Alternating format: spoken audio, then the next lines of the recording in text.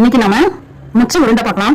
அது எப்படி செய்யணும் அப்படின்னா, முச்சை ஊற வச்சு நல்லா இந்த மாதிரி தோல் எடுத்து வச்சுக்கணும். அதை நீங்க முச்சையை நல்லா நசுக்குனீங்கன்னா இந்த மாதிரி தோல் எடுத்துட்டு வெறும் மொச்சையா வந்துடும். இப்போ இந்த மொச்சை கூட நம்ம வெங்காயம், கருவேப்பிலை சேர்த்துக்கலாம். அப்புறம் ஒரு ஸ்பூன் அளவு கடலை மாவு சேர்த்துக்கலாம்.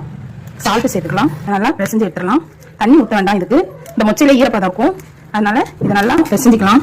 பிசைஞ்சு வச்சிருக்கோம் இல்லையா, இதை நீங்க உருண்டை உருண்டையா ஊட்டி வச்சுக்கோங்க. அப்புறம் கடாய் வச்சாச்சு, எண்ணெய் காஞ்சிச்சு. இந்த உருண்டைகளை போட்டுலாம். எண்ணெயில நல்லா பொரியட்டும், பார்க்கலாம். பாருங்க, நல்லா வெந்திருக்கு. இதை நம்ம எடுத்து வச்சிடலாம். சூப்பரான முச்சைக்கொட்டை உருண்டை ரெடி. தக்காளி ஒரு 3 நாட்டு தக்காளி சேர்த்துக்கலாம். சின்ன வெங்காயம் 5 இஞ்சி. இதை நம்ம அரைச்சிட்டு வந்துடலாம். நம்ம உருண்டைகளை பொரிச்சு எடுத்துக்கிட்டோம். இப்போ தாளிச்சிடலாம். கடாய் வச்சாச்சு, எண்ணெய் காஞ்சிச்சு. கடுகு போட்டுலாம்.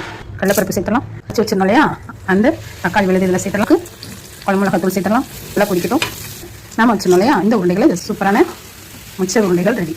இதே மாதிரி இதே மெத்தடில் செஞ்சு பாருங்க.